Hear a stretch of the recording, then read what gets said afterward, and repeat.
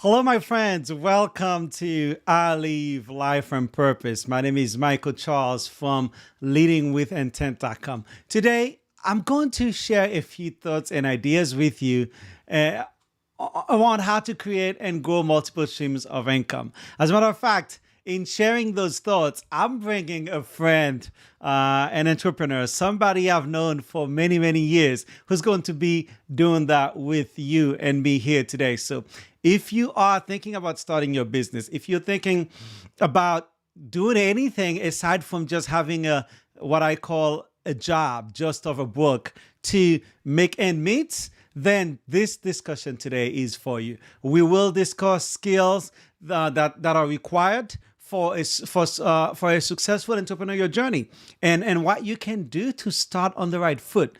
And for those of you who are new to this channel and frankly did not get to watch the videos that I put out for the past few weeks, it may be important that you go back and watch them because there's going to be tips in there that will lead you to what we watch here today. But we'll do our best to break things down for you, and we will be sure to leave you with some thoughts and ideas and some tips on what you can do right now to actually start on your entrepreneurial journey to creating multiple streams of income, creating and growing multiple streams of income. Again, for those of you who are new, my name is Michael Charles from Leading with Intent, where I share tips and ideas to help professionals and business owners master the essentials of life, money, and relationships, right? Secrets of intentional living so they can create lasting results both in their personal and professional lives. So remember to hit that notification bell and subscribe and hit that like button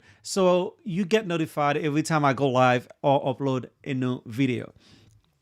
And now, it is really my pleasure to introduce to you my guest for the day, Hendy from Luigi and Associates, I believe. And frankly, he's agreed to come on and share some ideas and thoughts with you. And I couldn't be more happy. Right? I couldn't be happier to have him here. As I said, I've known Hendy for years and years, and he has started several businesses, and I know he will definitely have some tips for you today. And so, before I go any further, let me introduce you to my friend, fellow entrepreneur, Hendy. How are you, my friend? How are you doing? Good, you? I'm doing good. Doing It's so awesome. great to have you here. I know it's been a long time. Absolutely. Absolutely. Yeah, so I mean, with the pandemic and everything else, I know you're doing a bunch of stuff out here, really in the Connecticut area. So, why don't you tell us a little bit about what you've been up to and really how you making a difference and building multiple streams of incomes to really ensure your financial freedom.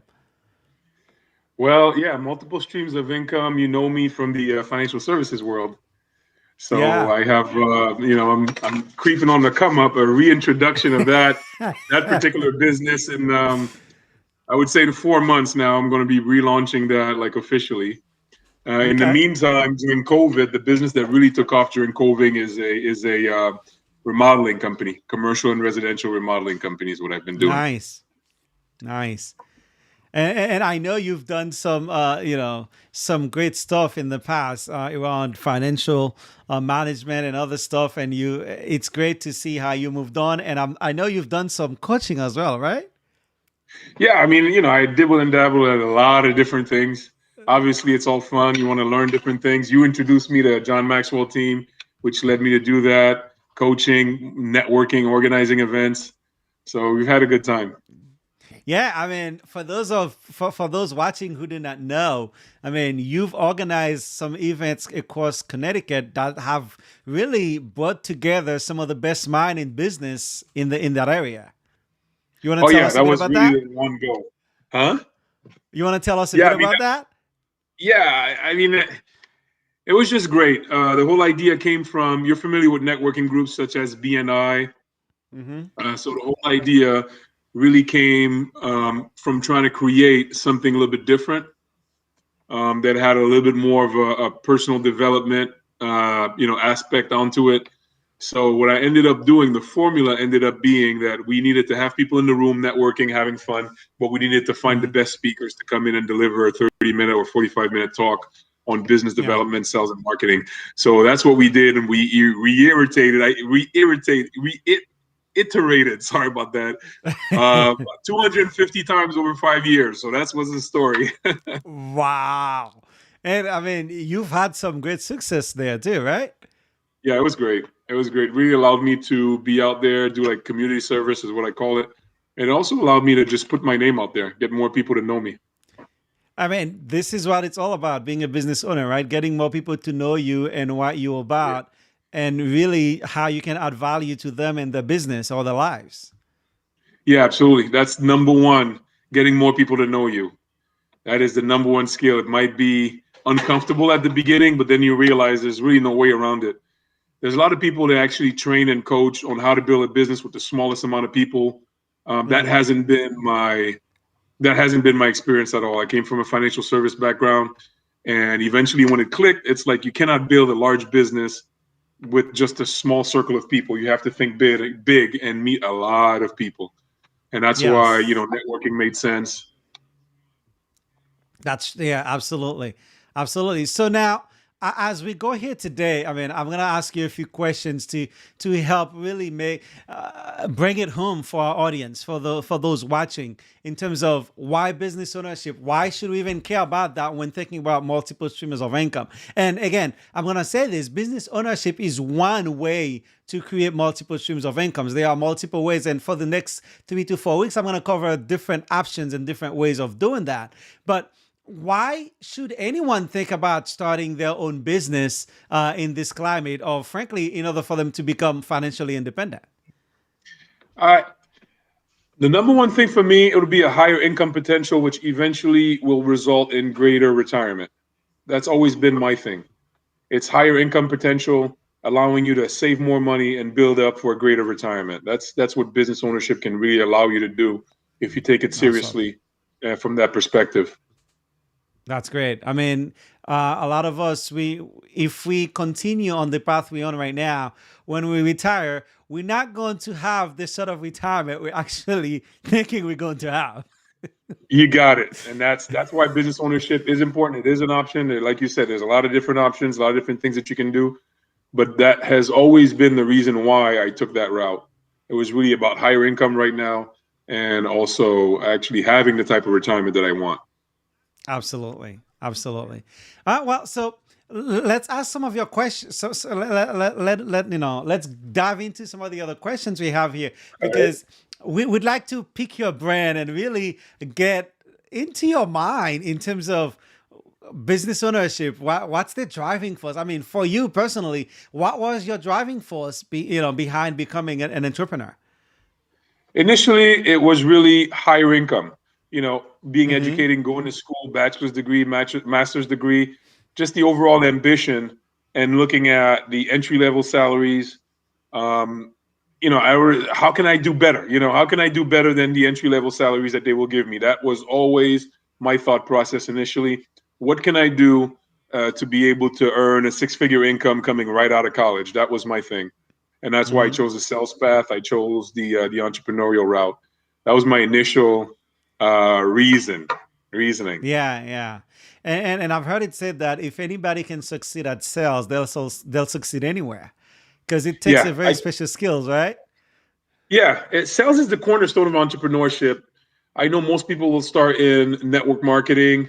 They'll start another service business. Some people have started product businesses, candles, whatever it is that you do. Sales is the cornerstone. The cornerstone. Yeah. You have to be able to develop business. You have to be able to find clients, and so sales is everything. I always say it's not a word that is not like a sexy word. I It's a word that know. has like a negative connotation. Everybody thinks that sales is about being pushy, and they have this bad experiences, maybe with a car salesperson or a bad Yeah. insurance person, or maybe too much telemarketing. So there is a stigma around the word. But the reality is that if you have your own business, you're going to have to learn sales. You're going to have to learn how to develop business and close the business. Those are the words that are not sexy, but it's the reality of things.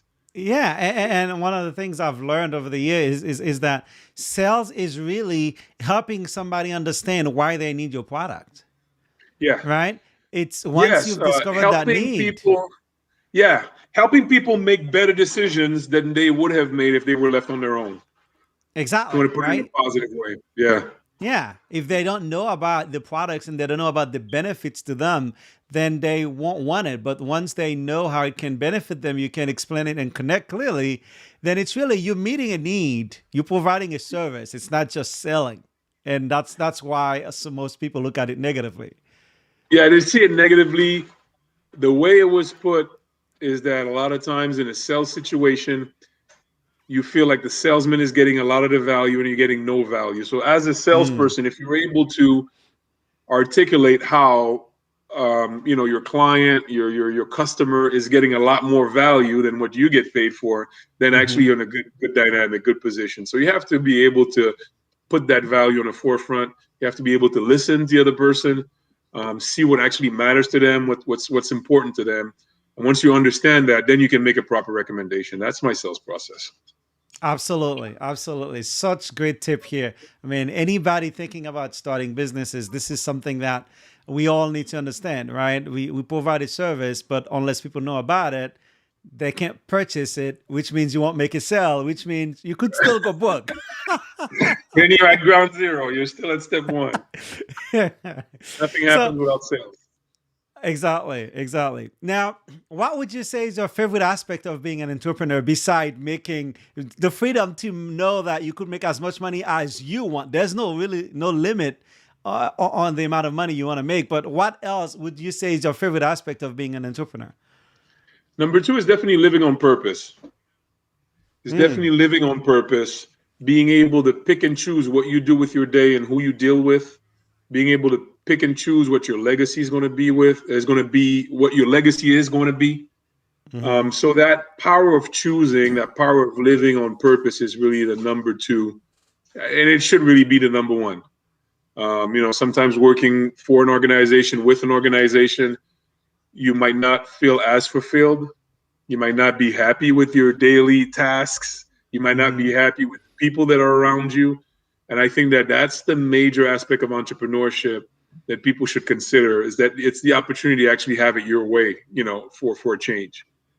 Yeah, yeah, absolutely. I mean, actually, I completely went straight into why and why and why, but I never let you share with people. I mean, what business you're in now. I think you quickly mentioned that, Right. if you maybe would cover some of your history and your experience in business, so people understand you've had some years under your belt, and you've had some struggles, you've had some win, and why you actually you are qualified to share some of the tips you're sharing with them today. Well, it's all years, right? Years. So I've had years and years of experience in the remodeling, construction industry, fixing houses, kitchens, Hmm. basements, bathrooms. That's where I really started. After a couple of years of working for somebody else, I bought my own truck and I said, that's it, I'm off. That's enough. Hmm. But the first business that I started was really a remodeling company, construction company, Hmm. fixing people's homes. That's what I did, let's say from 2002 to 2008. Then I had a change of heart. I had a change of heart. Actually, my whole entrepreneurship story is layered because from back in the 2000s when I was in Canada, I was introduced to a company called Primerica. I was introduced to financial services. I always Hmm. thought that this is something I definitely wanted to do.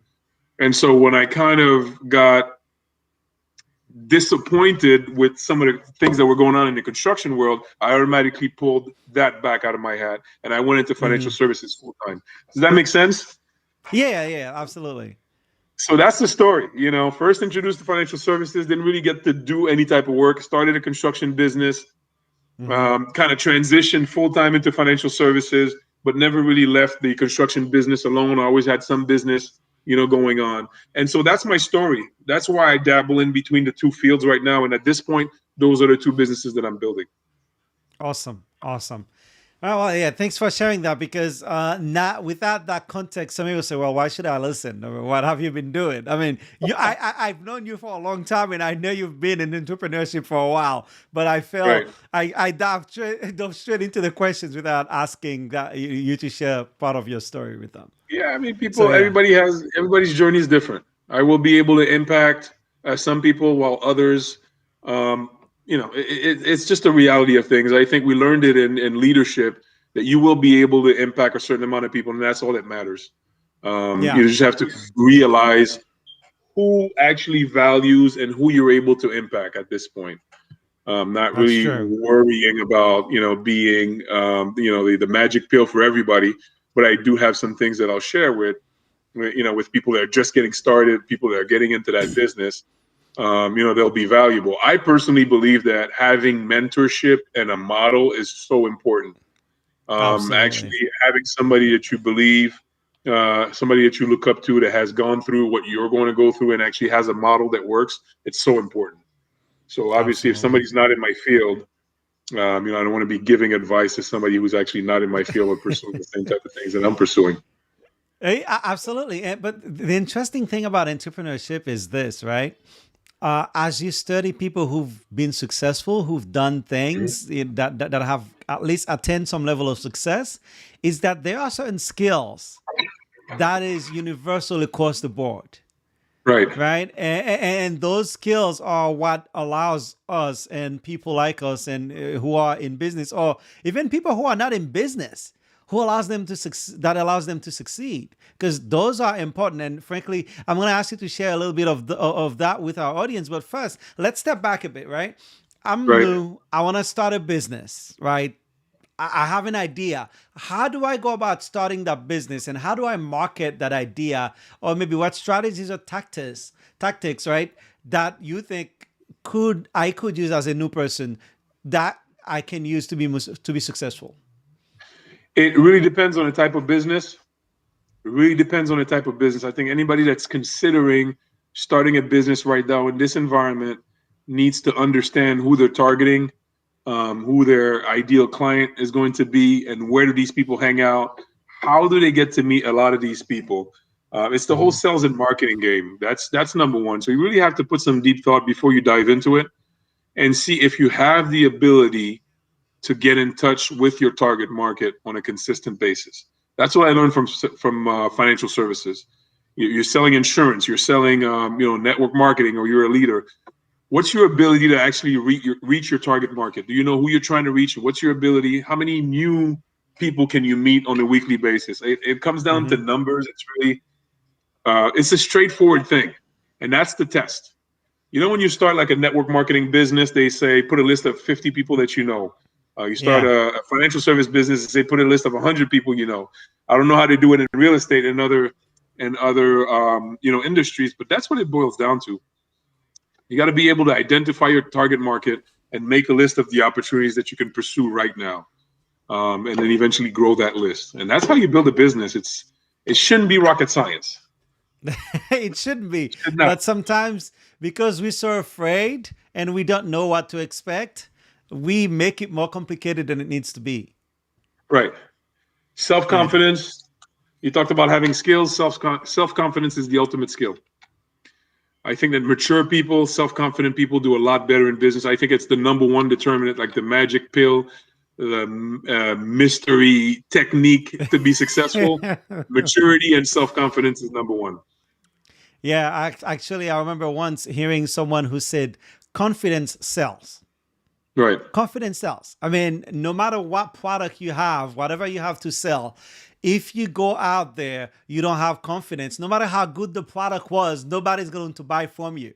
Because if you don't believe in what you're selling, nobody else is going to believe, because they see you and you don't believe. Why should they? Yeah. People make a very quick judgment just by looking at you. First impression. Yeah. Can I trust this guy? You know, does he care? Can he help me? And so subconsciously they look at you and they make that decision right then and there. Before you even talk Yeah. about product, before you even make your sales pitch, you show up without confidence. You show up with in the wrong frame, and automatically you lost it. you've lost the opportunity to impact that person's life. It happens very quick. It happens a lot quicker than people think. And Yeah. the power of persuasion is acting right then and there. Within the first 10 seconds, the person's probably saying, I'm not buying from this guy. Exactly. If we can end this phone call or this meeting, and I can go back to what I'm doing, it'd be great. Those decisions subconsciously, they happen very, very quickly. Yeah. Yeah.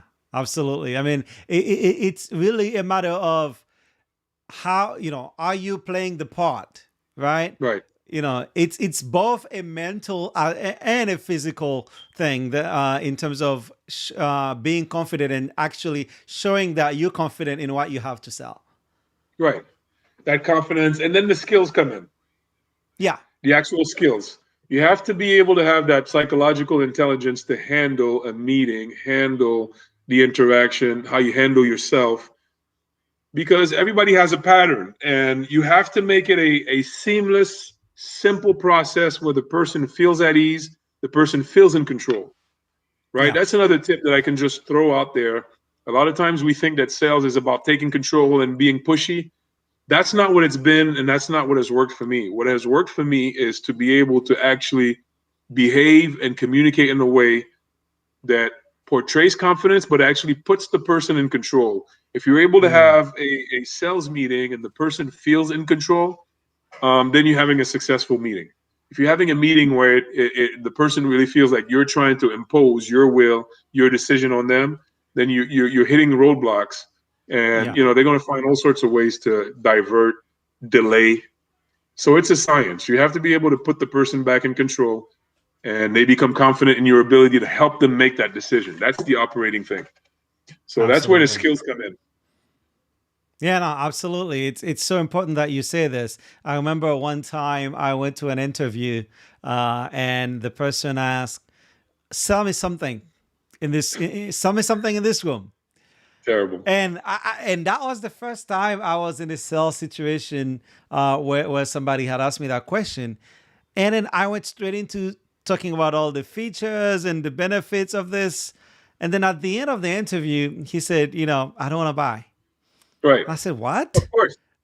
Like what?" If you say sell me something in the room, the first thing I would ask is, what matters most to you? What keeps you up Exactly. at What night? are you looking for? And Right. that's the first What time I matters learned most to you? it. Just get them to talk about what really matters to them. Then you can sell them something, I think you're Yeah. dehydrated. I think that's the issue. You need some water. There you go. Yeah, because you may not know what I truly need if you don't understand my needs, right? No, you have to dig You there. can't You have sell to dig me. there. Number one, you have Yeah. to dig into that. Whether you're recruiting somebody or whether you are selling them something or you're there to sell them something, you need to take several steps back and ask some questions to understand what matters to that person. And I say Yeah. this because network marketing is one of the ways that people decide to start the business. It has a model, and they Yep. think that when you're recruiting somebody, it's different. It's no different. You have to be able to sit down and listen to what matters to that person and then make a recommendation that's actually in line with what they're looking for in life. If not, Yeah. you're wasting time. I see a lot Yeah. of people go into it presentation mode. That's what companies are teaching. Learn this 10-minute presentation. When you show up at the table, you're trying to go through this 10-minute presentation. It's a recipe for disaster. Hmm. It's a recipe for disaster. It is. I mean, first, I've learned over the years, and frankly, I also started in multi-level marketing, right? That was what, 2002, 2003? That was a long time ago, right? But I learned some really good things because I had a mentor, and I think you said this earlier. I had a Right. mentor who was very successful at it, who was teaching me how to do these sort of things. And you are right on when you say, find out what the person need and what they truly want before going into presentation mode. And Right. frankly, as you try and find what that person truly want, find a way to connect. Because if you Right. can connect, they're gonna say, "Well, you're just out for yourself." Yeah. That's the skill. People really like to talk about themselves. Yeah, They really like to talk about themselves. So whether you're trying to recruit them or people like to talk about themselves. So you have to put them in that position first to say, you're in control. Talk to me. What's wrong? What's the matter? What do you need? Let them talk about themselves. Let them talk and have that sense of control. And then you can make recommendations and bring up things to their attention that'll be valuable to them based on what you heard, based on what you've been observing. That's the sales process. You help them make that decision, help them make a better decision than if they were left to themselves. Yeah, and the whole point here is, and for everybody watching, if you have questions or comments, feel free to type them down in the chat box, and I'll get to see them from here. But the question I want to ask here is this: when you started your business, right? You Right. had fears, you had to deal with things. How did you manage those kind of fears? And what kind of fears did you experience as you started your own business? And how did you manage them? All right. The number one fear manifests itself in procrastination. Tell me more about that. Procrastination is the ultimate manifestation of fear. So I take, for example, in financial services, you know that nothing happens until you pick up the phone and call somebody. You call somebody. Call somebody, brother. So what happens? You know, you come in on a Monday, they have all these meetings, and I'm putting this in context. You come in on Monday, you're in the Mhm. office. At the end of the day, you have to pick up the phone, you have to text somebody, you have to email somebody, you have to initiate conversation, and from these conversations, you're going to have some sales. What do people do naturally? The Mhm. fear of rejection, the fear of loss, the fear of failure leads them into procrastination. Let me grab a cup of coffee. Let me grab a bagel. Let me go get some water from the from the kitchen. Oh, geez, Amazon. Let me look at CNN. I You know, know. and that's how. Are you following me? Yeah. It's that. Procrastination is the number one indicator of fear. Like you are avoiding that particular task. You just avoid it. And I realized that nothing happens if you actually get it done. So you have to get over all that. And even if you decide to work for 1 hour and then you go do whatever, you go goof off, but you have to have Mhm. that hour. And so I got into the habit of counting how many calls I made, how many people I reached. And we would, in the sales floor, we would compare numbers. And that's just, it's bottom line. Like if you're not making the phone calls, if you're constantly avoiding doing what you're supposed to be doing, you're not going to get any results. Yeah. Yeah.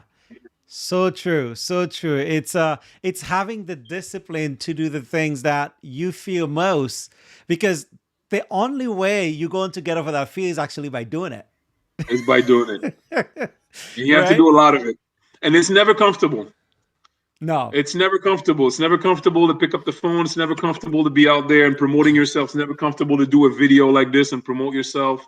None of it is comfortable, but you have to do it. What are you going to do? You have to do it. If it was for comfort, I'd be sitting on the couch right now, just lounging with a glass of wine and just watching a TV show. Right. Right? Yeah. But the one thing I've learned over the years is comfort never gets anyone anywhere. It doesn't. It doesn't. You know, It and doesn't. You got to personally, I be. know that for me and my wife, every time we know we want to do something, we always try to find a way to make ourselves uncomfortable with the current situation. Because Right. unless we get uncomfortable with the current situation, we won't do anything. And so it's like we learn to make ourselves uncomfortable so we could actually go out and do the very thing that we're afraid of doing. Right. It's like, Absolutely. feel the pain. And my wife says this all the time. The pain that you feel is the one that hurts you the most. Right.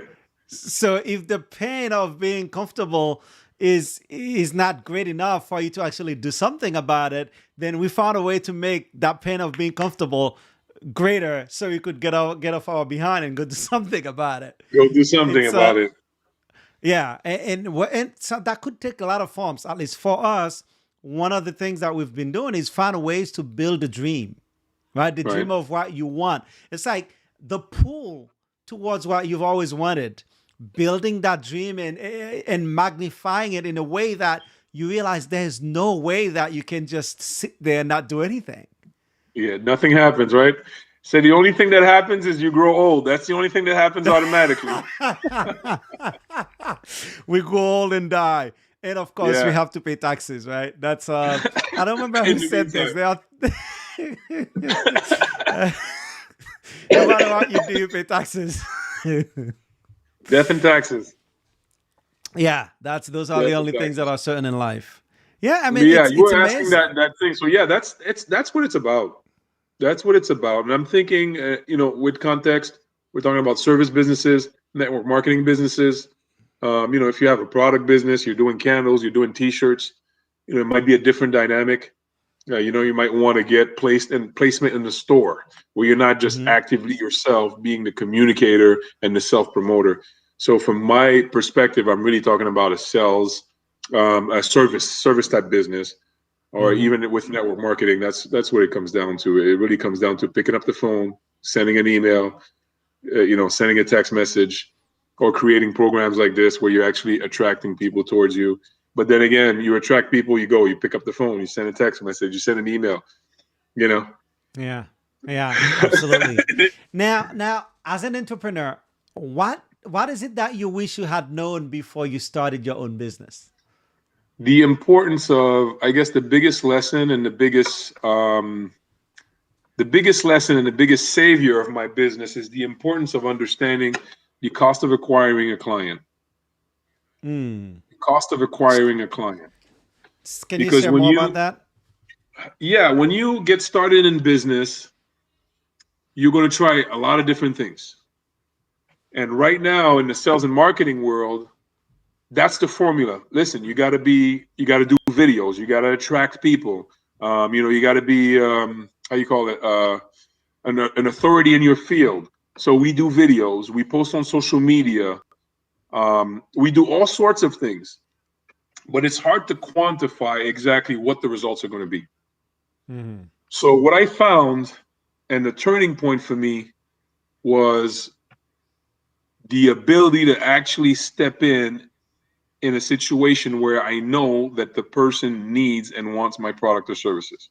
So lead generation is what really saved, and I put it in that particular context, my construction business.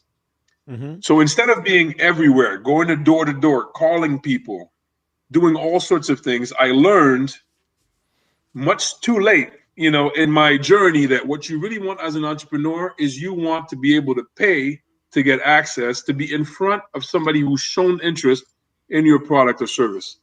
That's Yeah. the key right now. Forget Yeah. everything else. If you can figure out how much does it cost me for me to be in front of 10 people that need my product or service today?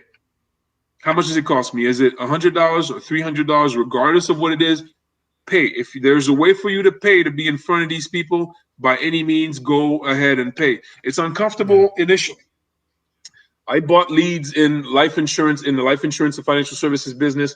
Was very Hmm. uncomfortable because I thought, oh man, I spent $100, I spent $200, I didn't close anything, but it was still the right solution because I was in front of people who actually needed my product and service.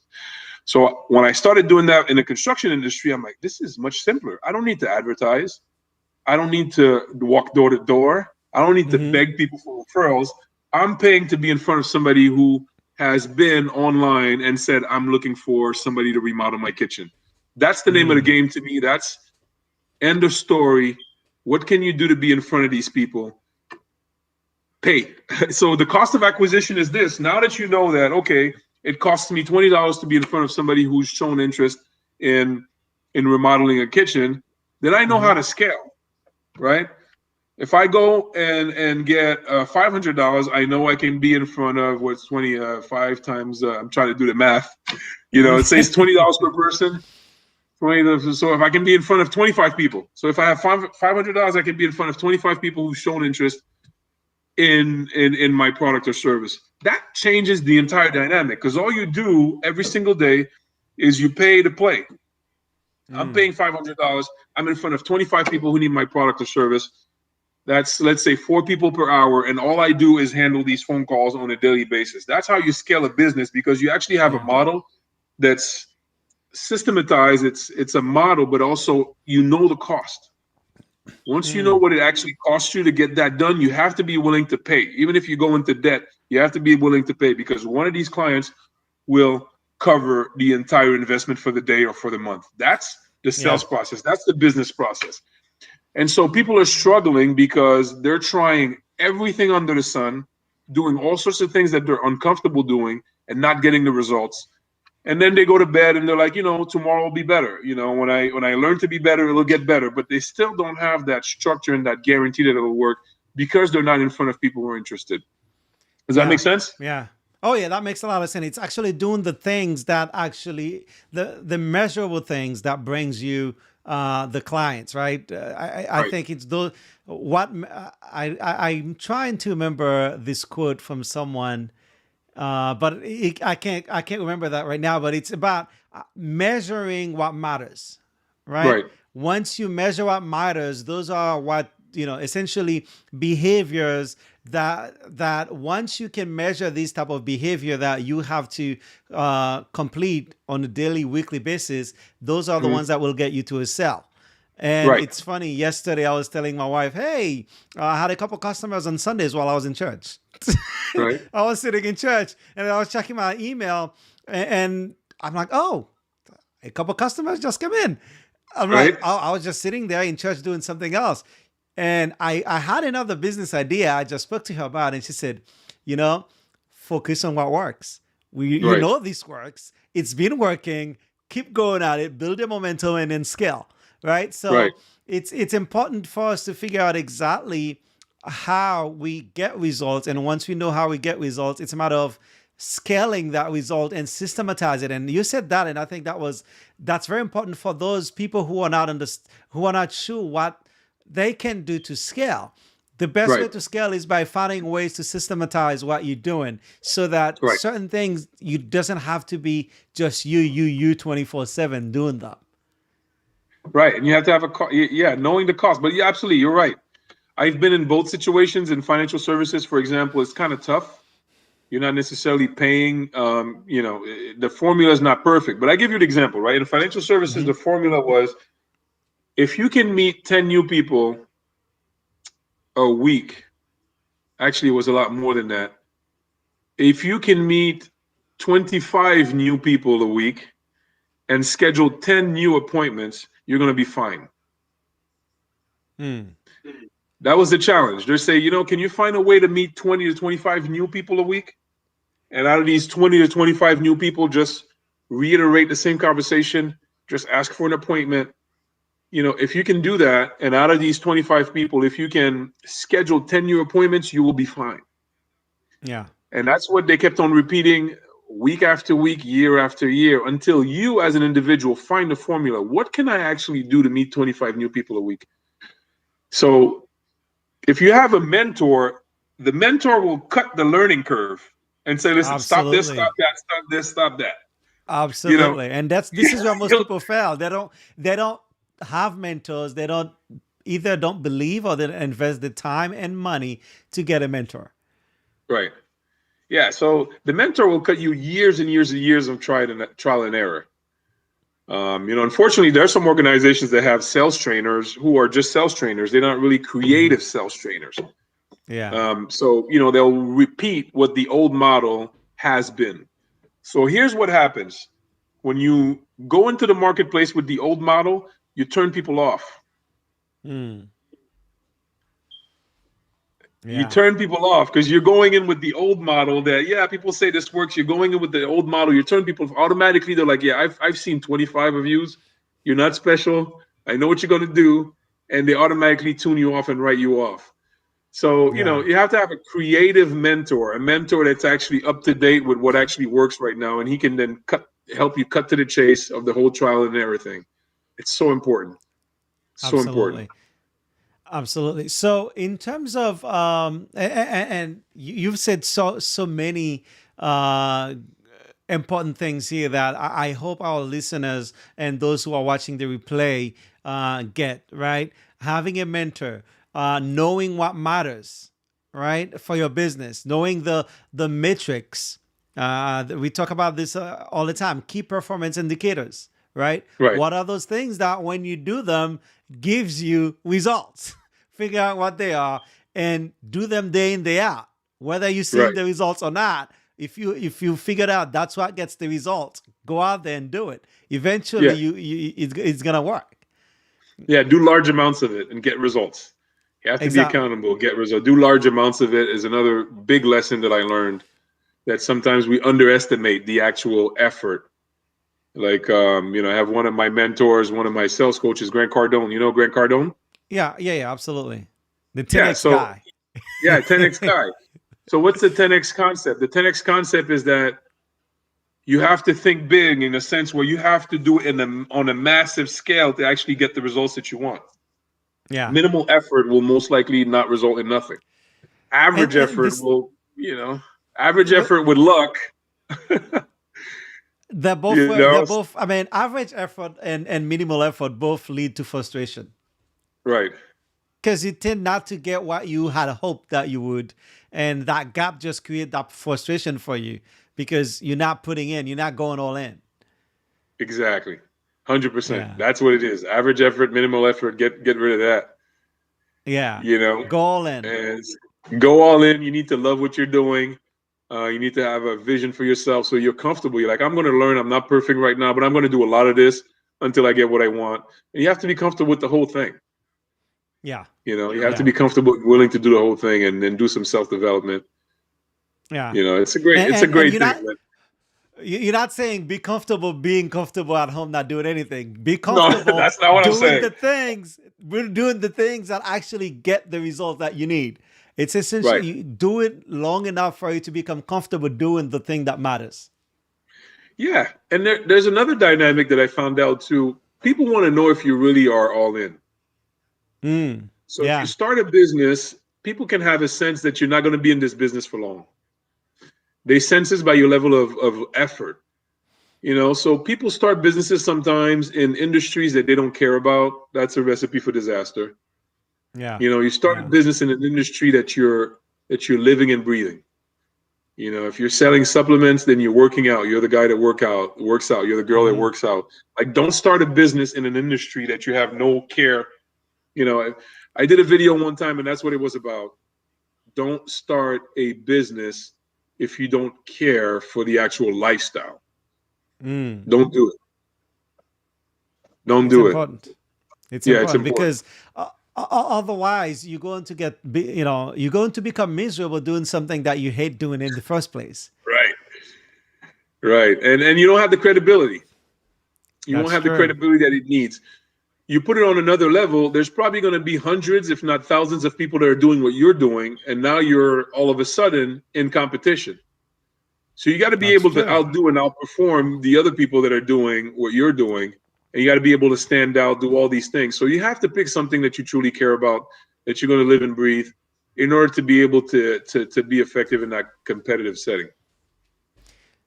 That's all awesome. Now let me ask you this question, because I know this happens, right? Adversity. The yogurt hit the fan. That happens in every business. You start All right. I have a diagram that I usually love to show. I don't have it, and I didn't prepare it for this. But it's everybody think being in business is something like this, when in fact it's like this, like this. you Right. just It's ups and down. It's up Right. and down every day. You just have to understand that you're gonna go through tough times. You're gonna go through times when you're not motivated. So what have you found to be the motivation for you, the inspiration for you to keep going when things get rough and then you got hit the fan? Motivation and inspiration doesn't necessarily cut it unless it creates consistency. Hmm. Really, you have to figure out what creates consistency. Because this whole, coming up and down, it's the reality. They draw this thing, but why? It's because you are emotionally and practically going up and down. You want to do this, you don't want to do this, so it's the consistency. But once you build that consistency, like you said, you figure out what works and you consistently do it every single day. It's going to create the stability. It's going to create, like a minimum level of production. So inspiration, meditation, morning routines, all of these things, I don't want it to be going through the motions and throwing flowers up in the air. If these things are not creating consistency in your actions during the day, they're most likely not effective. It can't be like a band-aid. I'm going to meditate, I'm going to pray, I'm going to write my goals, I'm going to do all these things. You're going through the motions of things that are meant to inspire you. I'm going to listen to sales tapes. But does it actually transpire into you being consistent with your actions? Does it actually transpire in you actually having self-confidence, in you believing in what you're doing? It's a practical thing. So you use these tools if they're creating consistency. If they're not creating consistency on a daily basis, where you're willing to work 8, 10, 12 hours a day, sometimes it's 6 days a week, 7 days a week. Most successful entrepreneurs will tell you, when you're an entrepreneur, you have to be willing to sacrifice. You won't be doing any type of 40-hour work week unless you have a model, you have a lot of people working for you, and you're really just like hands off. In the early stages, you have to be able to be in the mindset that, yeah, I probably signed up for working 60 to 80 hours a week right now if I want to be where I want to be. You have to understand these things. So can you consistently work 60 to 80 hours a week without feeling like, and being able to be in that position where you might be the only one in your circle that's doing this? That's another part too. Absolutely. That is so important. Yeah. And you sharing this reminds me of my wife when about just about a year and a few months, she started her YouTube channel, and the passion, the dedication behind that. And frankly, in a very short amount of time, she reached a level that takes people years. But right. It's the passion. I saw her videos, and I mean, you can tell her it's wonderful work, great work. Great work. I saw her video. I saw her platform. It's wonderful. It's great. Yeah. And frankly, she works really hard at this. And she told me this herself. She said, this is not something that I would keep doing if I wasn't passionate about this. Because if you're not passionate about the business, if you're not passionate about doing exactly what you're doing and getting the results, you're not gonna go hang on to it when you got hit the fan or when things get rough, because there's gonna be some long nights. There's gonna be some really long days where it's just work. I mean, people think entrepreneurship is sexy. I'm not saying it's not. It is sexy, but at the same time, there's work involved. You've got to work. Yeah, you got to work. You got to be willing to work. There's no minimal effort sliding by. You'll get chopped off. Clients, I find that that's one of the things that turns clients off. Seeing you trying to breeze by with minimal efforts will piss your clients off, and it will piss your team members off. Yeah, absolutely. and that's it. And for those of you who are watching this video and those who are, the replay and watching live, know that in 2 weeks, my wife will be coming on, and she'll be sharing some tips with you all, and maybe part of her story. She's got a great story. I love what she's been doing and her dedication and how much really she's been putting into her channel and how she's grown it in such a short time. So hopefully, if you have questions, things that you'd like to know, feel free to send them my way. I'll be sure to get them to her. So as she presents, so she can share some more about that. But again, my point here is it's going to take time. It's going to take dedication. It's going to require hard work. The results will be worth it, but it will require hard work. Oh, yeah. Yeah. Absolutely. So you got to be willing to do that. Any last thought as we come towards the end of the session? Any last thought or tips that you want to share with? I wouldn't add on anything, but I would rehash some of the most important points that we made today. Entrepreneurship, initially, it's about having a higher income potential to be able to impact your retirement. That was definitely super important. We talked about the power of choice, actually picking and choosing what you're going to do with your day and who you can be around with and the impact that you want to have. We talked about sales and marketing, which is a skill that you cannot circumvent. You got to be able to be comfortable with self-promotion, consistently self-promoting yourself, especially whether you have a product or it's yourself. Sales and marketing, mentorship. and self-confidence. So I would say these are the five different topics or five different points that we really wanted to hammer down today. Awesome, awesome. Again, this is a great session for those of you who've been thinking about starting a business, for those of you who want to create another stream of income. Now, again, remember, no matter which way you go, there's gonna be some work, there's gonna be some education that would be required, and this is where my friend Henry said mentorship is important, right? Yeah. Learning and mentorship, because those will shave off years in your learning curve, and for you to actually get the results that you want. So you do want to have those, and so I'm encouraging you. If you'd like to create multiple streams of income and grow multiple streams of income, one of the ways to do that is by starting a business. And frankly, we don't want to scare you today. We just want to be real with you. Right. Just want to be real. We want to be You know, real with and you. put it this way: there's multiple ways. There's some people that will start business on a part-time basis. That's probably the Yeah. solution. And then there's some people that will start a business, but they're realizing, listen, for me to grow this business, I have to stop everything and actually have to dive in. So that's the Mhm. scary part. The scary part is when you decide that I'm not doing anything, I don't have no safety net. This is what I'm doing.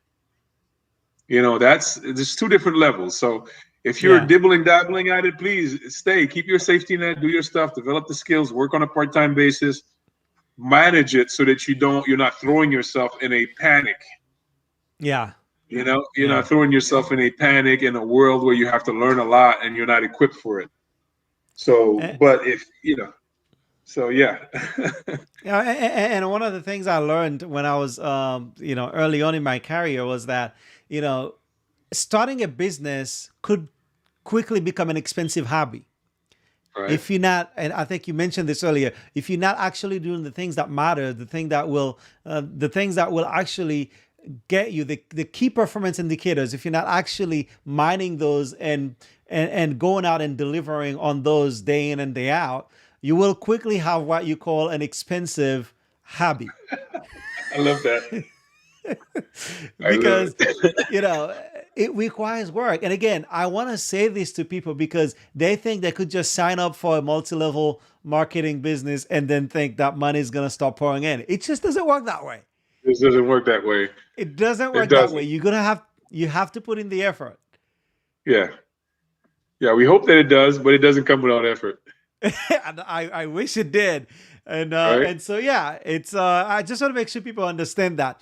And so next week we're going to have a guest, and next week most of the session is going to be around investments, right? How you invest your money to create more money for you. So there are Right. multiple ways.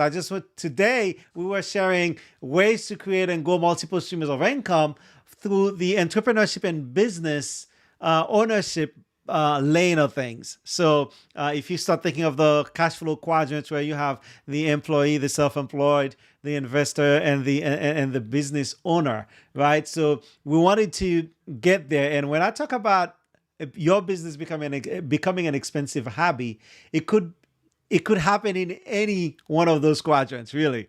Except, of course, as an employee, somebody's paying you to make money, which is where most people are at. But I just want to encourage you. If you feel that, what we share today speaks to you, or maybe you have questions, you can reach out. I mean, I don't know Yeah. about you, Hendy, if you would be open to people reaching out or asking questions. Yeah. I could do a live session Q&A. I'm open to that stuff. Especially in the COVID environment that we're in right now, doing Q&A sessions with, online Zoom or using this platform is great. You want to be able to have that interaction where people can actually ask questions and you can answer live. It's a Yeah. very effective because you actually know what matters to them. So I'm open to Yeah. it. Just reach out. Awesome. So if you have questions, follow up. I mean, I know some of you will be thinking hard through this and we'll have some questions. Be sure to write them down. Reach out to me, let me know, and we can arrange a Q&A session with Hendy, and we can actually have some of the other speakers we're going to have on talking about different types of investments and other ways to actually build a business and create another stream of income. And we're going to have them available, so maybe if you have questions, we can make sure that your questions can get addressed. So, Hendy, I want to say thank you so much Thanks for for coming inviting on me. and sharing.